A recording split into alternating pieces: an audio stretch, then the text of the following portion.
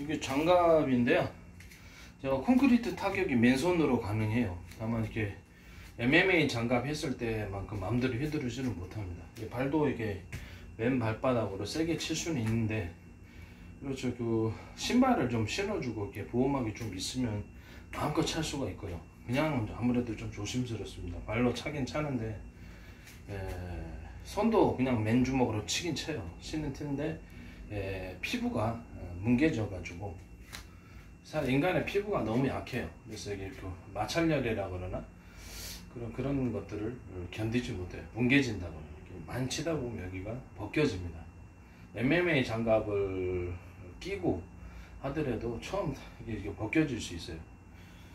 그래서 저는 이제 12온스를 껴가지고 타격을 해봤는데, 12온스도 너클이 닿아가지고 그게 부상을 입을 것 같아서 기존 MMA 4온스로 해가지고 방수 테이프를 한 2,000 몇백 원짜리 있어요. 방수 테이프 그거를 여러 개 붙여가지고 쿠션을 만들어 놓고 치거든요. 그 안에는 이제 아무것도 안 들어가고요. 네, 저는 이제 이게 목장갑, 일반 시중에서 하는 목장갑 있잖아요. 빨간 장갑, 이거 두 겹으로 합니다. 왜냐면 두 겹으로 안 하면 피부 마찰열을 견딜 수가 없어서 피부가 뭉개져요. 그래서 이거를 두 겹으로 해가지고 콘크리트를 주작 없이 타격하는, 강도는 그렇게 MMA 장갑만큼 세게 할 수는 없어요. 세게 할 수는 없으나 콘크리트 타격 자체는 가능합니다. 이게 왜 중요하냐면, 일종의 제 나름대로 콘크리트를 치기 때문에 이거 자체를 잘한다 해서 격투기를 잘한다라고 보기도 어려워요. 그러나 격투기를 하는 사람들이 어느 정도는 펀치력이 강화되는 걸 원한단 말이에요. 저는 이게 저만의 어떤 그 노하우를 갖고 있어요. 차력 기공을 바탕으로 해서 노하우를 갖고 있기 때문에 이것이 이제 뭐라 그럴까, 그걸 바탕으로 치는 거예요. 전체의 몸을 하나의 압력, 하나의 반탄력을 형성해서 한 점에 모아주는 겁니다. 이렇게 너클, 첫 번째, 두 번째, 세 번째. 보통은 이렇게 두 번째하고 세 번째를 칩니다. 첫 번째를 칠 수 있지만은 이것은 좀 부상을 입기가 쉽고요. 그래서 이렇게 너클에 손에 첫 번째, 두 번째, 세 번째인데 두 번째, 세 번째로 칩니다. 이래야지 타격을 자유자재로 할 수 있습니다. 첫 번째로 할 때는 사람을 타격할 때나 같이 가까이 할 때는 손을 부상을 입게 돼요. 이것도 하나의 요령이라는 게 있는 것 같아요. 그래서 지금은 이거 콘크리트 타격을 가능하다. 다만 많이는 못 칠 것 같아요. 왜냐면 너클 그 손 보호 차원에서 MMA 장갑을 끼고도 치고도 좀 쉬고 하거든요. 그래서 이것도 마찬가지입니다. 목장갑 두 개로 했기 때문에 뭐 손에 뭐 들어가고 뭐 이런 자체가 없어요. MMA 장갑도 뭐 들어가는 거 아무것도 없습니다. 그래서 지금은 간단한 동작만을, 원래는 원활하게 치는 종만을 보여드려야 되는데 손이 다칠 수 있는 거로 제가 그냥 가능하다는 차원에서, 그 다음에 이제 복부 리버샷 같은데 간치기 할 때도 여기 치잖아요. 이 부분을 고무망치로 같은 곳을 한 10번이나 20번 정도 타격을 해가지고 어느 정도는 방어막이 가능하다는 거예요. 뭐 격투기 선수처럼 막 이렇게 훈련, 복근을 흔들어가는 이런 식으로 하는 게 아니고, 그것도 일종의 몸 자체 하나의 압력, 반탄력을 형성을 해가지고 여기 그걸로 이제 약간 반탄력, 받아친다 그러나요? 그런 개념으로 가고, 사람이 맞아서 안 아픈 사람은 하나도 없습니다.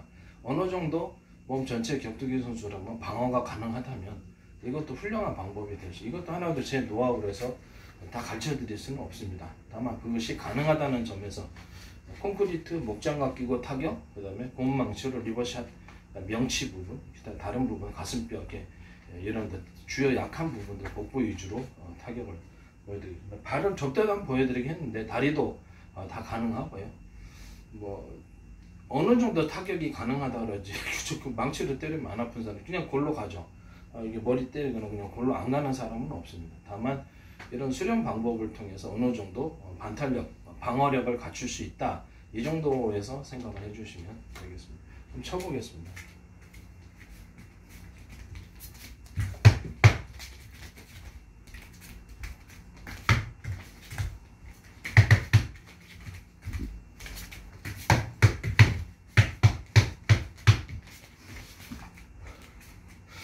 예, 이거는 이제 좀 쉬었다 쳐야 되기 때문에 별다른 의미가 없어서 이렇게 이 정도 수준에서 치겠습니다. 원래는 이제 MMA 장갑 끼면 좀 더 세게 칠 수 있지만 좀 쉬었다 또 쳐도 결과는 마찬가지니까 아무래도 목장갑이다니까 손을 좀 보호해야 됩니다. 그 다음에 이거를 리버샷 맞는 것처럼 내가 세게 해가지고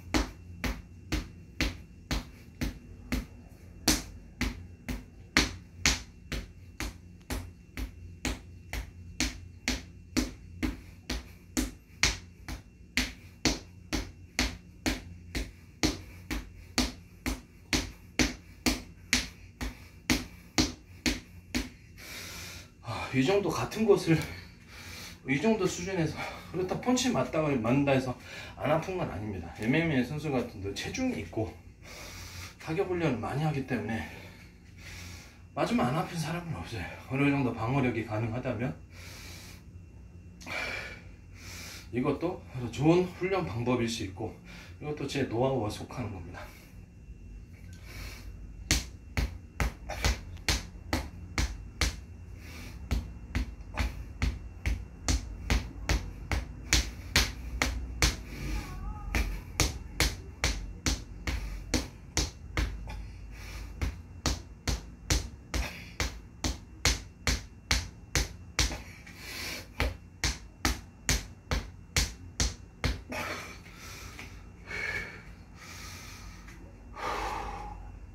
치는데도 힘드네요.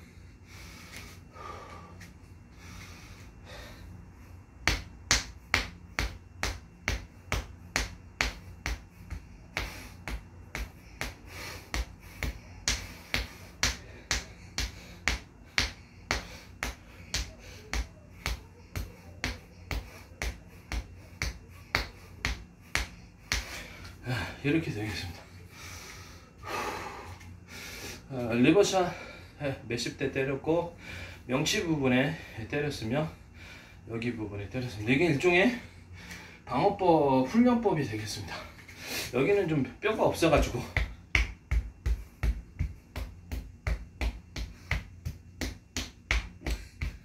뼈가 없는 게 아니라 살이 없어요. 이거는 세게 치면 골로 가기 때문에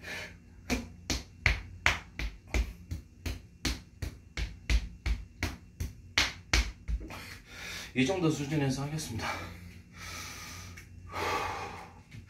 일종의 방어막을 형성해서 어느 정도 코팅을 몸에다가 코팅을 해주면 방어막 코팅을 해주면 충격을 견뎌낼 수 있는 하나의 원리인데 이것도 제 노하우에 속하는 겁니다. 그래서 완전 엉터리는 아니고요. 기존 격투기 하는 사람들이 이거는 이제 배우게 되다 보면 상대방의 펀치를 무시하고 안에 들어가가지고 이렇게 타격을 목장갑을 다시 껴보겠습니다. 상대방의 펀치를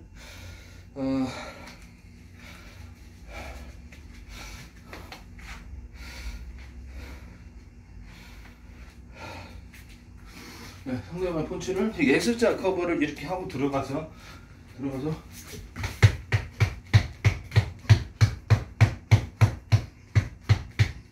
이렇게 해서 때리면 됩니다. 바로 앞에 있을 때는 이렇게 해갖고 하거나 이렇게 해가지고 가까이서 여러 번 반복해서 때려가지고 KO 시키는 간단한 방법도 있습니다. 이거는 하나의 그 수련 방법이고 그렇기 때문에 이건 맨손 격투기는 뭐 칼을 이기거나 총을 이기거나 활을 이기거나 검을 이기거나 표창을 이기거나 이길 수가 없습니다.